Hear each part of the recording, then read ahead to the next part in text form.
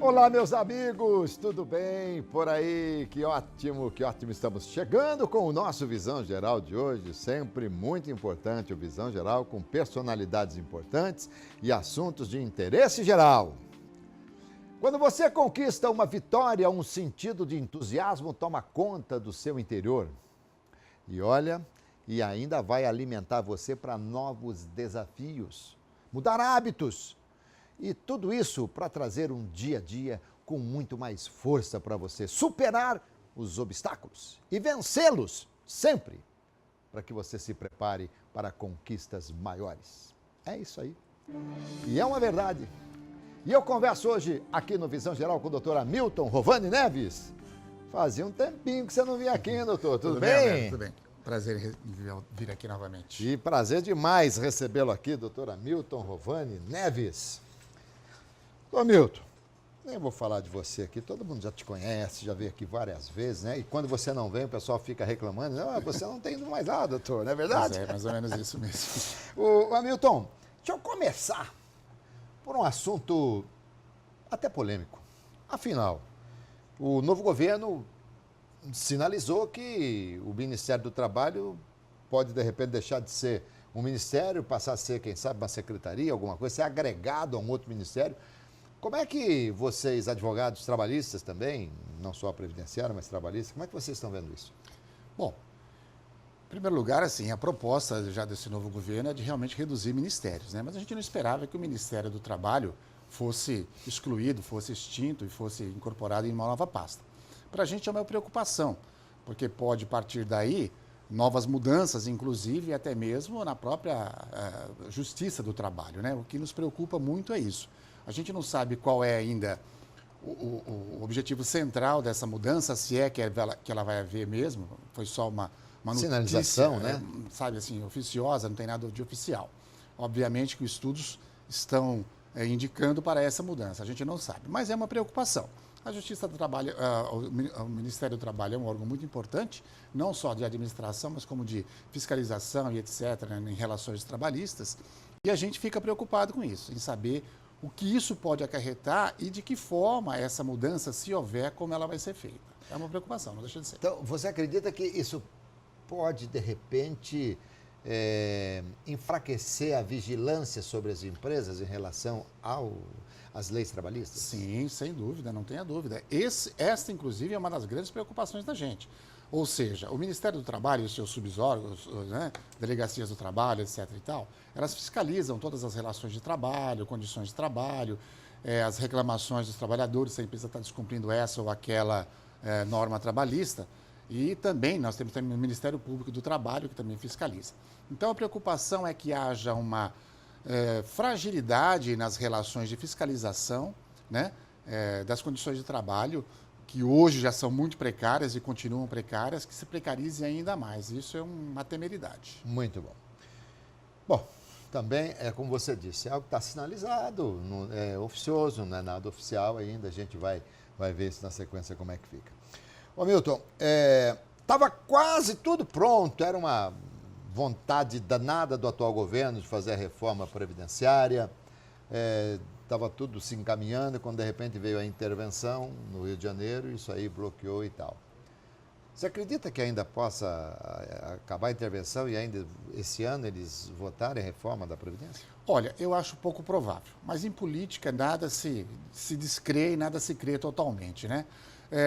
A reforma da Previdência, ela é uma questão muito política, ao meu ver, né? Eu ontem estava ouvindo uma notícia na televisão dizendo o seguinte, que o déficit da Previdência esse ano foi de 200 bilhões, ou chegou a 200 bilhões.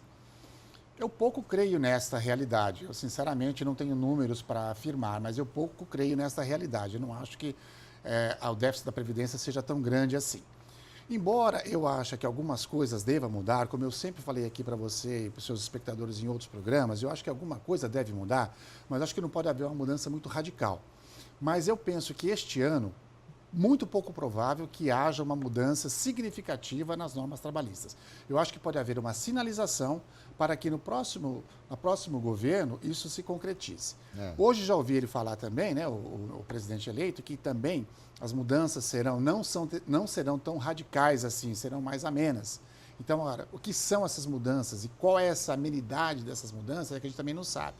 Então, assim, por enquanto, está tudo ainda naquele limbo ainda, misturando ali para saber o que vai e o que não vai ser feito.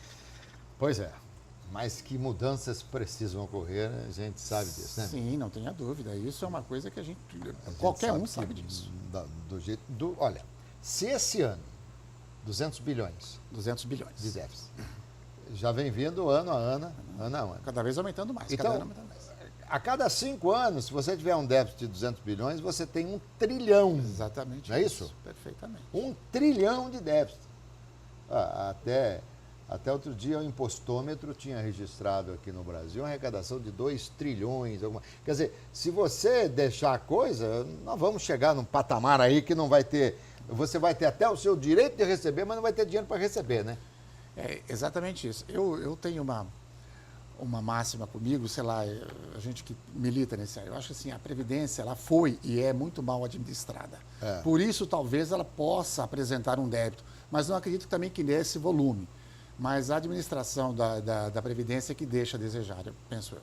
Porque é o seguinte, se eles estão reclamando hoje, mas nós não podemos nos esquecer de que no começo a Previdência, todo mundo pagava e ninguém recebia nada, porque você tinha que ter um tempo para aposentar. O que foi feito desse dinheiro todo? Exato, o que foi feito? Onde se investiu esse dinheiro? Uma pergunta muito interessante que eu não sei te responder. Muito bem. Nós combinamos aqui que eu só ia fazer pergunta e que você soubesse responder, tá certo, Hamilton? Certo. Bom, certo. então, mas o novo governo Bolsonaro, está apostando muito nessa reforma, né, da Previdência. Está apostando demais. Exatamente. Agora, eu não sei se nas mesmas condições, ou talvez haja emendas, haja alguma coisa diferente para poder aprovar. Perfeitamente. Eu acho que uma mudança que ele quer implementar é na idade mínima para aposentadoria, que hoje é 60 anos e 65, para mulheres e homens, né? 60 anos para mulheres e 65 para homens.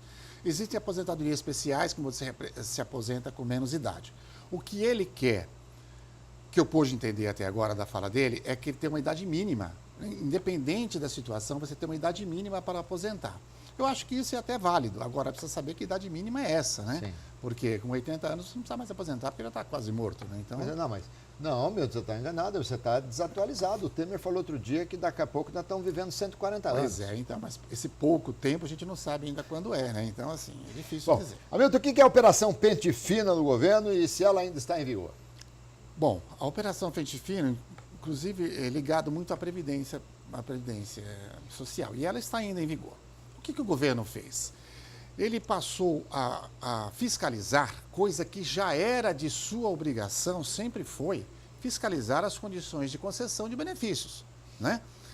Então, assim, começou a fiscalizar se os benefícios estavam sendo pagos corretamente e se as pessoas que são destinatárias desses benefícios estavam recebendo por merecimento e não por descuido do INSS, por situações contrárias à lei, etc. Então, assim, a Operação Pente Fino foi para isso, para diagnosticar as falhas nos pagamentos dos benefícios pagos para pessoas indevidamente e pessoas recebendo benefício indevidamente. Sei. E eles estão chamando ainda as pessoas para verificar? Sim, ainda estão chamando.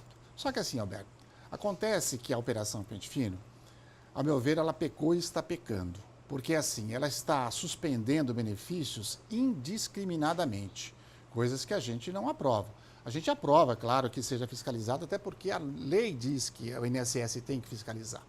Entretanto, eu já recebi em meu escritório inúmeras pessoas que tiveram o benefício suspenso ou cancelado pelo INSS e que depois foi restabelecido pela Justiça. Ou seja, estava em condições de receber o benefício e o INSS indiscriminadamente, sem passar por uma perícia, cancelou. Tá. Isso realmente é algo muito complicado, né? Porque desde que eu me conheço por gente, eu comecei a perceber que muitas pessoas, em se tratando sobretudo de INSS, muitas pessoas procuravam contatos, alguém que pudesse ajudar alguma coisa no INSS para tentar acertar um detalhe aqui, acertar um detalhe ali. por mais que houvesse a fiscalização, Hamilton, você sabe, quando a demanda é muito grande, alguma coisa escapa. Exatamente isso. Então as pessoas acabam... E há muita fraude, Hamilton? Há fraudes, claro que há fraudes. Assim, a fraude, ela é uma coisa inerente, inclusive, do próprio ser humano. O ser humano, se ele puder fraudar alguém para ter uma vantagem, ele vai fazer isso. Como um órgão tão grande como o INSS, que é o maior órgão que eu penso administrativo do país, onde você não tem a fiscalização efetiva, aquela que deveria ter, é muito fácil você fraudar. Então, assim, eu acho que você coibir as fraudes, perfeito, legal, acho que isso é sensacional. Entretanto, você não pode punir todo mundo porque alguém fraudou. Se alguém fraudou, você cobre daquele fraudador. Não de você, de mim, que não cometemos nenhuma fraude contra o INSS. Né? Esse é o grande problema. Você falou uma coisa muito séria aí, né? Você disse que é meio que inerente ao ser humano. Talvez nós estejamos mais restritos ao ser humano brasileiro ou ao ser humano de um terceiro mundo, essa coisa toda. Não sei se o primeiro mundo também é assim. Também tem bastante. Também tem bastante. Imagina. Agora, o grande detalhe, então, é que talvez nós não precisemos que o Brasil mude. Nós necessitamos é que o povo mude, né? Ah, sim, sem dúvida. Eu acho assim, eu acho que nos últimos anos, 10, 15 anos, 20 anos, sei lá, a nossa população se acostumou com uma libertinagem muito grande, né? As leis não são respeitadas, empresários burlam as leis, as pessoas no dia a dia burlam as leis. Isso aqui é uma coisa muito simples, uma lei de trânsito. Sabe, se burla a lei de trânsito constantemente como se fosse nada. Então a gente não tem o hábito de respeitar as leis, de cumprir as leis, as normas que são impostas. Por isso que ela chama norma, você tem que respeitar. A partir do momento em que isso é cobrado de você, você já vai olhar com uma diferença. Você fala assim, pô, se eu cometer essa falha aqui, eu vou ser punido. Então eu acho assim, acho que a gente está precisando que as instituições voltem a ser respeitadas, né? Como isso se faz? Com a população conscientizando-se de que precisa isso, de que isso é necessário. Eu respeito você, você me respeita e nós dois respeitamos a todas as pessoas. Isso é o que é mais importante. E aí a vida segue de uma outra maneira. E vale a pena a gente usar a seguinte expressão. Muitos dizem, que mundo vamos deixar para os nossos filhos? Sim, mas verdade. Não seria melhor perguntarmos que filhos vamos deixar para o nosso mundo? Exatamente isso, porque na verdade, assim, às vezes os pais são grandes responsáveis. Hoje a gente vê uma geração de jovens por aí que, olha, me perdoem quem tem visão contrária, é uma geração perdida, sabe? Assim, uma geração perdida, não tem respeito por nada e nem por ninguém. Isso é uma temeridade. Muito bem, bom, se a gente entrar nesse assunto agora, nós não paramos mais, né, Milton? Porque esse assunto, ainda mais você que já é avô, né, Milton? Avô. Eu também Tenho sou 3 avô. netos. 3 netos, né? E quantos filhos, né? Que eu saiba, 4. 4. Ei, Hamilton. Bom, Hamilton, vamos falar de seguro auxílio-doença. Quando é que as pessoas podem requerer o auxílio-doença? O auxílio-doença, o primeiro requisito para você requerer um auxílio-doença é você estar contribuindo para o INSS. Você não pode ter perdido a condição de segurado. O que é aquela condição de segurado? Quando você fica mais de 1 ano sem contribuir para a Previdência, você perde a sua condição de segurado ou qualidade de segurado. Tá. E para você readquirir isso, você tem que começar a contribuir novamente para depois você... Então, uma carência quando você... Uma carência, continua. Sim, de 6 meses. 6 meses. Quando você está doente e contribui para o INSS e esta sua enfermidade impede que você exerça uma atividade laboral, aí você pode pedir o benefício previdenciário. Observe que a sua enfermidade tem que impedir que você exerça uma atividade laboral. Tá. Não é só estar doente. E cada profissão tem tem a sua doença específica, digamos dúvida, assim. Eu, por exemplo, se eu ficar rouco, eu tenho direito a receber. Não tenha dúvida, até porque o instrumento principal da sua atividade é a sua voz, não é? Eu tenho uma cliente no escritório agora de poucos dias, em que ela trabalha com telemarketing e ela sofreu um acidente de trabalho com a voz. Estranho isso falar, né? Um acidente de trabalho, sim. Porque de tanto falar o dia todo, ela teve problema nas cordas vocais. Olha aí, e foi diagnosticado que é um acidente de trabalho. Mas como eu trabalho no rádio e na televisão, o rádio é a voz. Mas a televisão tem outras coisas que compõem, né? Não tenha dúvida, se eu cair, ficar com o olho totalmente inchado, alguma coisa assim também. Então veja você a especificidade de cada profissão e de cada pessoa que vai pedir o benefício da Previdência, né? Então é tudo isso. Agora, não adianta você ter a enfermidade se você não contribuir para o INSS. É aquilo que a gente sempre fala aqui nos seus programas quando a gente vem, que as pessoas não se preocupam com a contribuição à Previdência. depois só quer receber da Previdência. Não vai receber sem contribuir. Tá. Aliás, nesse caminho, deixa eu te fazer uma pergunta, Milton. Imagino que você tenha condição de responder, que é não sei nem como é que é, se é auxílio para quem está, para detento, não sei se tem um nome específico. Auxílio reclusão. Auxílio reclusão. Obrigado, Milton. O auxílio reclusão, que por vezes a gente recebe aí nas redes sociais, muita gente falando que é terrível, é lamentável e tal. Quem é que tem direito a receber o auxílio reclusão? Claro que a condição sine qua non é estar preso, imagina. Não tenha dúvida, lógico. claro. Então é um auxílio que muita gente não quer receber, né? Não quer receber, mas tudo obviamente. bem, mas quem tem direito? São os beneficiários desse presidiário. Aquelas pessoas que são declaradas no INSS como dependentes. Filhos, Desde pais. que quem estiver preso tenha recolhido, Sim. esteja em dia com o INSS. Exatamente a mesma condição que eu falei agora de qualidade de segurado para o acidente, para o auxílio-doença. A mesma coisa. Não é qualquer preso que recebe o auxílio reclusão. Ele tem que estar contribuindo para o INSS dentro do período de carência, inclusive, para que receba esse benefício. E esse benefício se estende até quando? Olha, até enquanto a pessoa estiver presa, na verdade. Existe um período que se paga também, né? Quando é uma prisão muito longa, paga-se um período, depois esse benefício é interrompido. Ele pode ser restituído.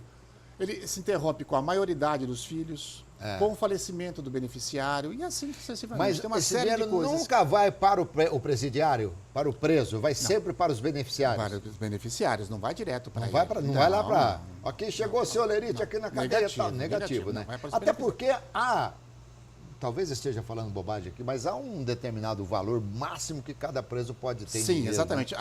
Aí varia não é um valor fixo, não. É uma variação grande aí. Tá? Entendi. Exato. E também não varia de acordo com o status do preso, hein? Negativo. Pode ser, que nem o Nem com o número de ex-governador. dependentes também, não varia não. O valor é fixo. Né? Vai depender mesmo da contribuição, uma série de coisas. Quanto tempo contribuiu, qual o valor que estava contribuindo antes de ser preso e assim por diante. Perfeito. Então não é porque é governador, que é prefeito, que é isso, que é aquilo, não importa. É um valor máximo aí, tá bom?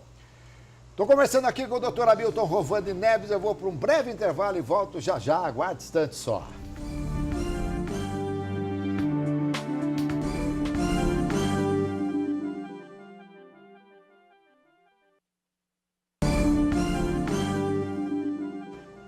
Já voltamos aqui com o nosso Visão Geral de hoje, conversando com o doutor Hamilton Rovani Neves, advogado, trabalhista, previdenciário. Ô Hamilton, com as dificuldades que o Brasil está passando, todos nós, claro que todas as instituições estão aí com problemas, salvo a Petrobras, que parece que já deu uma recuperada, né? Ainda também bem. vendendo petróleo ao preço que está vendendo, a gente não tem como loucura. segurar, eles não têm como não conseguir se safar do prejuízo, né? Mas, por exemplo, o INSS, de repente, será que por conta dessa situação, quando a pessoa faz, são os periciadores, é isso? Perícias, são os peritos, né? Os peritos, Isso. que fazem as perícias. Eles são cobrados no sentido de, olha, só em último caso vamos continuar mantendo e tal, não sei o quê. Será que é isso? Você me coloca aqui uma situação difícil. Tá bem, não precisa responder. Olha, assim, na verdade, as pessoas que vão fazer perícia no INSS, é uníssono o que a gente ouve, que eles são muito mal atendidos. Sequer são examinados pelos médicos peritos. Ou seja, o médico sequer põe a mão no paciente para ver se ele realmente tem alguma coisa, salvo raras exceções. Então, assim, não me parece, pelo menos ao meu ver, que a perícia não é feita com o capricho ou o cuidado que se deveria ter para se avaliar se a pessoa realmente tem ou não aquela enfermidade. Isso é muito complicado. Eu, como recebo muitos clientes vindo das perícias do INSS, todos são uníssonos em falar. O cara, desculpa a expressão, o cara nem olhou para a minha cara. Então, assim, eu acho difícil você avaliar uma pessoa por um papel. Você tem que avaliar a pessoa fazendo o exame médico, fazendo os exames necessários, para você ter realmente um diagnóstico realmente que fala se a pessoa tem ou não aquela enfermidade. Agora, quem de repente chega lá e muitas vezes pessoas humildes, né, que é diferente daquelas pessoas que enfrentam e tal. Eu já tive alguns problemas, porque até com médicos, já tive, embora isso há muito tempo, né? não especificamente no meu caso, mas eu vi a forma com que o médico atendeu uma pessoa, assim, o senhor não pode atender ela desse jeito, enfim. Exatamente. Mas a gente fala, a gente é meio bocudo, né? E eu costumo falar que depois de 50 anos ninguém leva desaforo para casa, né, Hamilton? Mas Você sabe, só um parênteses. Antigamente, era permitido que o advogado acompanhasse seu cliente na perícia do INSS. Ah, não pode mais? Não pode. Depois de tantos questionamentos, tantas brigas, tantos percalços que houve aí, hoje não pode mais. Hoje não pode, ninguém pode acompanhar o periciando. que coisa. Né? Mas, por exemplo, ele se sentiu prejudicado. Aí ele, o advogado, ele chama de advogado, o advogado entra com uma ação. Sim, sem dúvida. Às vezes reverte. Sim, a maioria das vezes reverte. É? A maioria. Vai para o Judiciário Federal, o Judiciário Federal faz uma perícia de acordo, a perícia que devia ter sido feita no INSS, o perito do juiz faz, muda-se completamente a decisão do INSS. E quando é invalidez permanente? O que é invalidez permanente? Invalidez permanente é aquela que decorre de uma doença ou de um acidente de trabalho em que não há meios de recuperação daquela pessoa, daquele trabalhador para o mercado de trabalho novamente, né? A pessoa perde um membro significativo, ou uma doença. Existem doenças hoje que elas são totalmente incapacitantes, né? Alguns tipos de câncer, etc. e tal. Então, assim, a invalidez permanente é essa, aquela que realmente você não tem capacidade de reabilitação profissional. E como tal também, periodicamente você é obrigado a se apresentar e dizer que... Sim. Mas, por exemplo, quem perder um braço, por exemplo, não tem que se apresentar uma vez só. Exatamente. Na verdade, assim, existem algumas situações em que a pessoa nem precisa mais se apresentar ao INSS, porque o próprio diagnóstico dele já indica isso, né?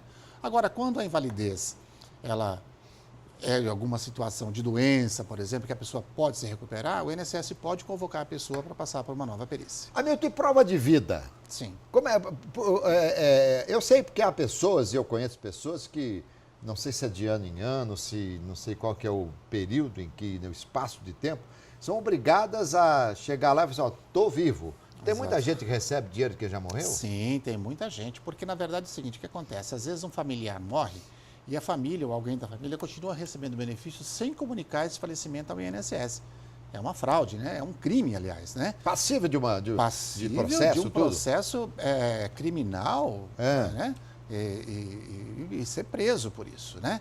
Então, assim, a prova de vida é uma coisa muito interessante que acho que foi agora instituída anualmente, que acho que deve ser feito, que eu acho muito importante. Às vezes a gente tem dificuldade até de levar a pessoa, né? Mas o INSS pode também ir na residência da pessoa fazer essa prova de vida, né? O INSS agora instituiu uma coisa interessante, você pode fazer a prova de vida no próprio banco onde você recebe o seu benefício. Então, também isso facilitou para algumas pessoas. Ah, né? Que interessante. Exatamente Desde isso. quando isso, amigo? Olha, esse ano foi implementado isso, então você pode fazer a prova de vida no próprio banco. Eu me recordo até de acompanhar outro dia uma pessoa que levava alguém para fazer uma prova de vida e tal. E é trabalhoso, porque a pessoa está com quase 90 anos, entendeu? Então é muito complicado. Então, primeiro, bom que alguém, de repente, no banco, a pessoa vai lá, deve ter um documento que ele assina e tal, claro, alguma coisa, isso, né? Por exemplo, por que você faz a prova de vida uma pessoa acamada, aquela pessoa que não anda? Não tem né? como. Então, por isso que o INSS tem que ir ao encontro dessa pessoa. E como é que faz? É Você só fazer pede o ao requerimento. INSS? Isso, só fazer o requerimento. Não é pelo INSS. 135, não? Não.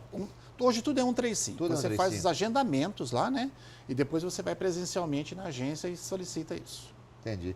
E o que é o benefício de prestação continuada? Sim, é o BPC, que a gente chama, né?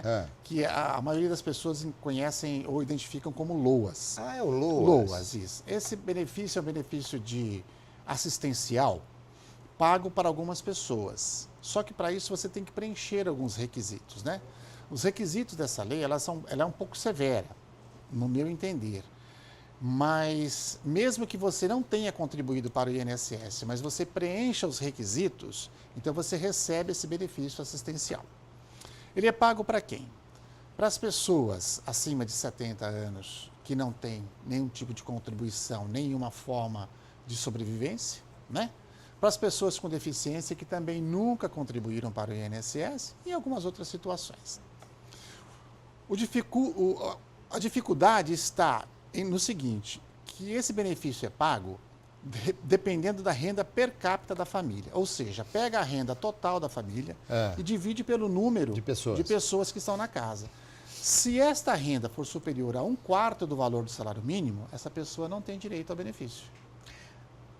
Mas aí não dentro da informalidade, tudo dentro da formalidade. Formalidade, Quem não tem obviamente, carteira de tudo trabalho, dentro, ou tudo dentro. quando a carteira está em aberto ali, não tem Tudo salário. da formalidade. Entretanto, o INSS hoje, o que ele deveria sempre fazer, ele está fazendo as visitas regulares nas casas para constatar isso aí, antes de conceder o benefício. Então, vai lá ver as condições, ver se realmente a pessoa não tem a mínima condição de sobrevivência, né? E aí, então, ele concede esse benefício. Quando, de repente, a gente vê uma pessoa, um morador de rua, já velhinho, já mais de 70 e tal, essa pessoa poderia ter alguma coisa? Poderia não, ela pode. Aliás, isso é uma obrigação. A Lei Orgânica da Assistência Social, que é o LOAS, existe para isso, para amparar essas pessoas que têm essa necessidade.